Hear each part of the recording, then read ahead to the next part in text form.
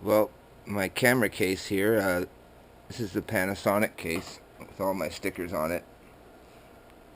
And inside, now I have it set up for the sharing aspect of the hobby so that people won't be freaked out about what I'm doing.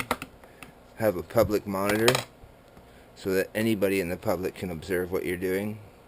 Then they know that you're not spying or trying to spy or anything mischievous. And even if police approached you and you had this ground station, you could have them watch while you land and stuff, and maybe run them through the precautions you're taking. Now inside I have my diversity system with the two 1.3 gigahertz receivers and the Eagle Eyes diversity.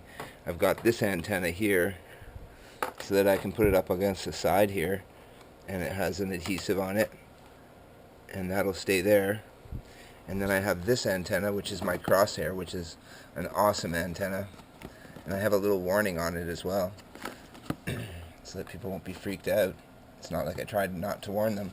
And that velcros right on the top there and then sits at an angle while the lid's open, and you can change the angle by moving the velcro even higher up on there so that it points upwards.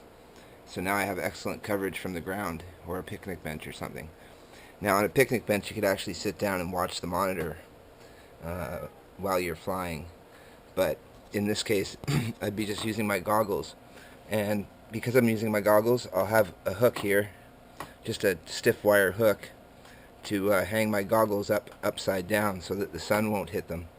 And then there's no excuse, once the habit's formed of putting the goggles on here, then I won't have an excuse of burning out my LCDs. Bearcat's got to go for a walk. He's getting sort of frustrated. Now I have batteries in here for the mini quad, and so the mini quad batteries are loaded up. I'm charging a few. I do have to get a couple of more 1800s, I think, because I really like the flight time on 1800s. And then here's the mini quad and the controller for the mini quad in this bag, and it's a soft bag for computer, and then I can just close it up and zip it up and carry batteries on the outside here as well if I'm using the larger quad. And the larger quad will also fit in here, which is a body plate here.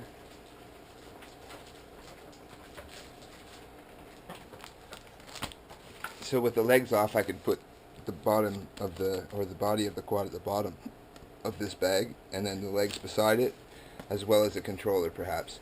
I'm not sure, I might have to carry the controller in a satchel, but having a 580 quad inside this bag is quite impressive, I think, at least. And then you could fight with the cat, who's a pretty tough fighter, I'll tell you. He's a real bear cat. He's a pretty tough cat, but ow, ow, ow. And so that's where all the scratches are from. Watch out. Oh! Don't make a gun. Don't make a gun around Bearcat. He doesn't like the gun shape, that's for sure. It's an inherited thing with animals, I think. If you point your arms like a rifle at a bear and you don't have a rifle, sometimes they'll actually turn around and run. But Bearcat likes wrestling. He's a real big wrestling cat, so anyways, that's the ground station, guys. Just pop this together here, put this down, folds in nicely. This is has the space here to go back in, so that's clean, at least. I need a better mounting system, but I use foam to support the weight, as well as Velcro on the back of it and Velcro at the top of it. And then I have my goggles there. I have a little bit more space for tools and that kind of thing, and I have wire adapters in here and power source for the monitor itself, separately powered from the diversity primary system, which I need to have the most power I can for flying by goggles. So separate system for the monitor, and that means that that can be shut off if the battery gets too low. And like I said again, the public can watch and see what you're doing without having to disturb you and ask you questions.